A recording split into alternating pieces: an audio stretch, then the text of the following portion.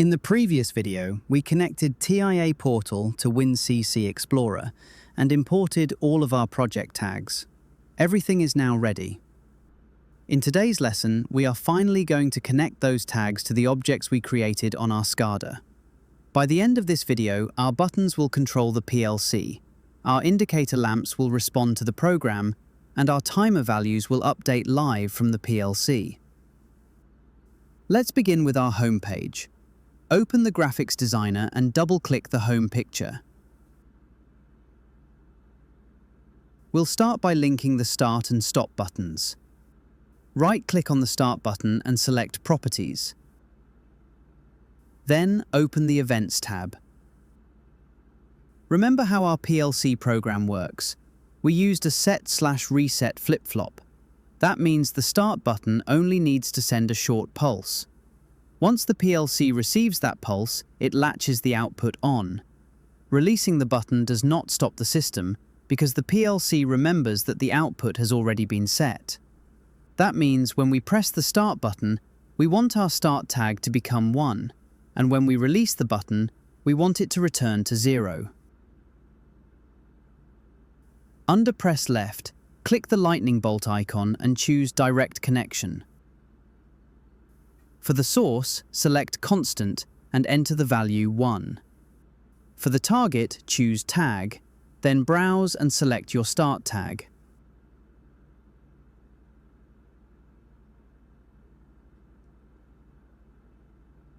What we have just created is very simple. Every time this button is pressed, WinCC writes the value 1 into the Start tag. Click OK. Now do the same for Release Left. This time the constant value will be 0, while the target remains the same Start tag.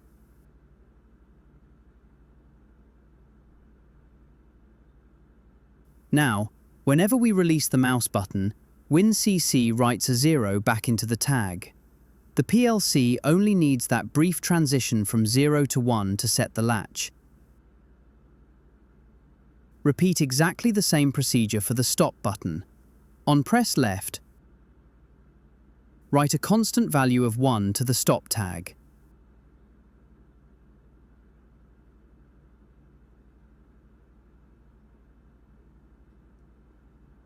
On Release Left, write a constant value of 0 to the same tag.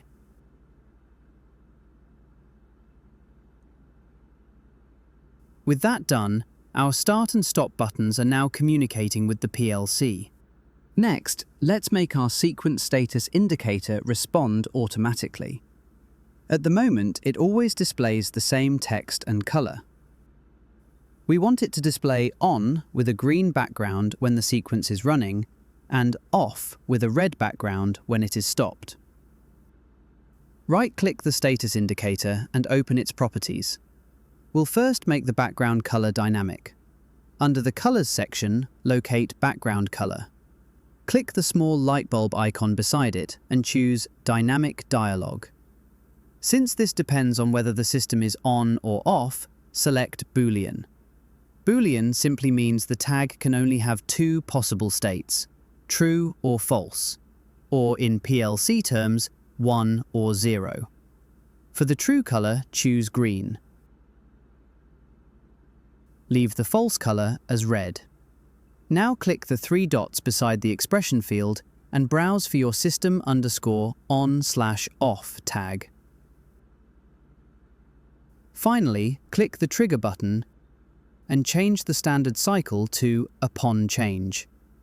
This tells WinCC to update the object immediately whenever the PLC changes the value of that tag, instead of waiting for the next scan cycle. Click OK. Now we'll make the text dynamic as well. Open the Fonts section. Beside the text property, click the light bulb and choose Dynamic Dialog. Again, select Boolean. For the true value, type on. For the false value, type off.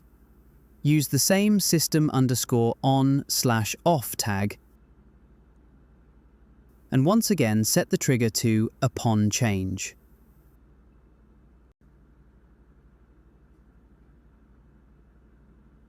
Now our indicator responds automatically whenever the PLC starts or stops the sequence.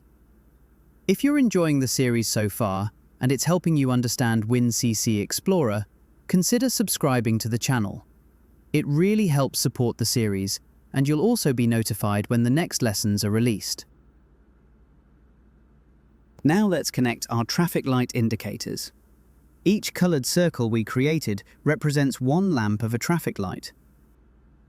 When its PLC tag is on, we want the lamp to appear bright. When the PLC tag is off, we want it to appear dim. Right-click one of the lamp circles and open Properties. Under Colours, locate Background Colour. Open the dynamic dialog. Choose Boolean. For the true colour, select a bright version of that lamp's colour. For example, bright green for the green lamp, bright yellow for the yellow lamp, bright red for the red lamp.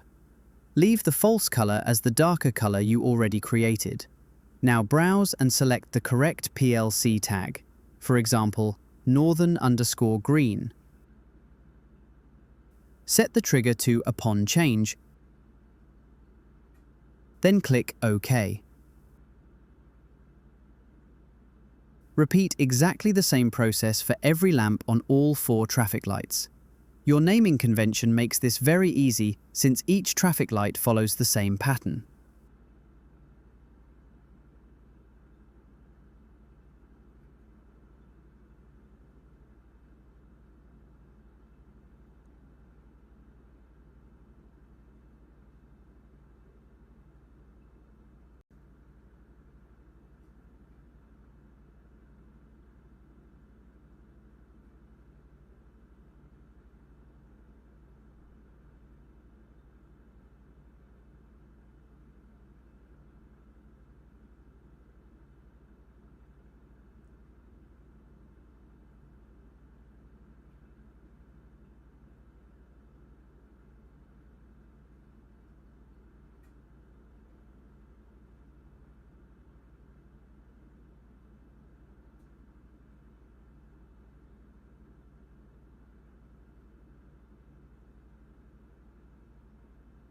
Once all the lamps are linked, we can move on to the directional arrows.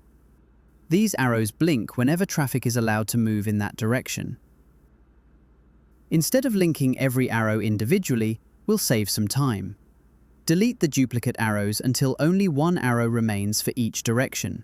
We'll configure one arrow, then simply copy it afterwards. Select the first arrow and open its properties. Go to Control Properties. Locate Blink Mode. Open the dynamic dialog. Choose Boolean. When the tag becomes true, change the blink mode to Shaded 2. Then link the tag that represents the green light controlling traffic in that direction. For example, if the arrow points towards the south, vehicles are moving because the northern green traffic light is on. So we'll use the northern_green tag. Don't forget to set the trigger to Upon Change.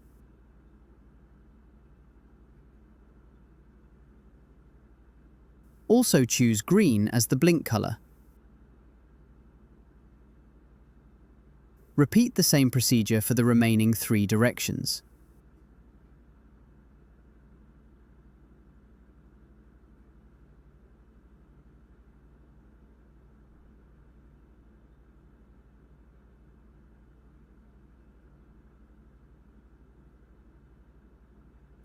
After linking one arrow for each direction, simply copy and paste them wherever needed.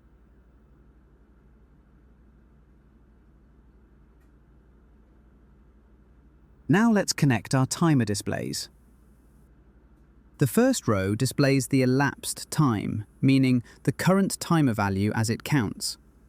Since operators should only view this value, these fields will be configured as output fields.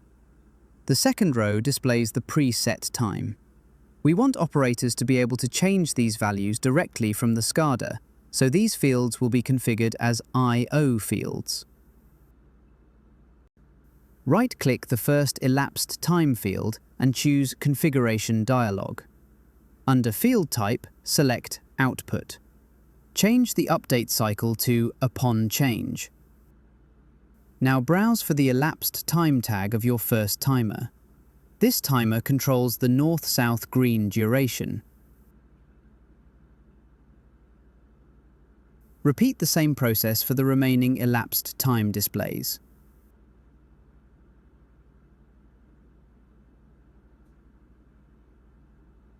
If you're unsure which timer belongs to which stage, simply refer back to the ladder logic we created earlier in the series.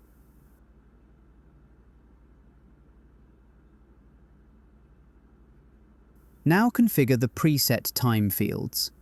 Open the configuration dialog again. This time choose I/O field. An I/O field allows the operator to both read the current value and write a new one. Browse for the corresponding preset time tag and repeat this process for all the remaining timers.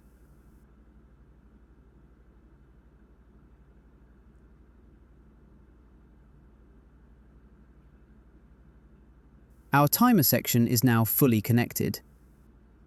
Next, let's move to the Details page. The timer section at the bottom is identical to the one on the home page. Instead of linking everything again, simply copy the linked timer objects from the home page and paste them here. Now let's connect our faceplates. Since faceplates are reusable, we only need to configure one of them. Delete the other two copies so that only the green light faceplate remains. Open its properties, then go to the User-Defined tab.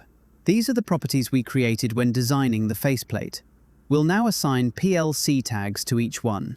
For every traffic light status, we'll configure two things: the displayed text and the background color. Use the same Boolean dynamic dialog we used earlier. When the PLC tag is on, display on and show a green background.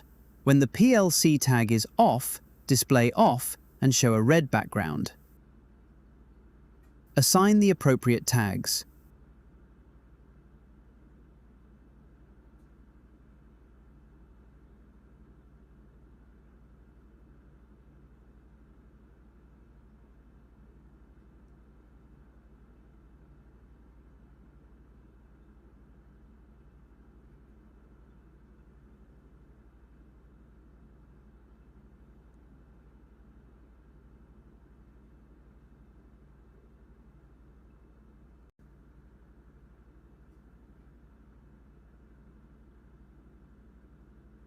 After a few minutes, all the properties are linked. Now copy this completed faceplate. Paste it to create the yellow light faceplate.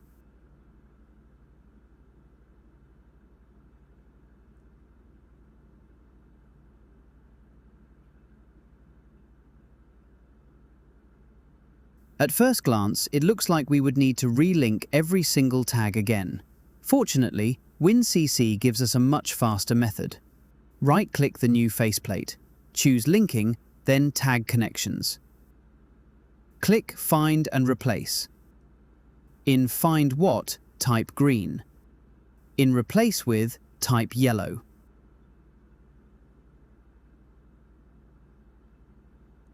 WinCC automatically replaces every green tag inside that faceplate with its corresponding yellow tag. That means northern_green becomes northern_yellow, southern_green becomes southern_yellow, and so on. Click Replace. This is one of the biggest advantages of using faceplates. Repeat the same process one final time by replacing yellow with red to create the final faceplate. With only a few clicks, all three faceplates are fully configured. That's much faster than linking every property manually. And that's it for this lesson. We have successfully connected our buttons, indicator lamps, arrows, timer displays, and reusable faceplates to the PLC. Our SCADA is now beginning to behave like a real industrial application. In the next lesson, we'll move on to the administration page, where we'll connect the system information tags and complete the remaining parts of our SCADA project. The next video is already on your screen. I'll see you over there.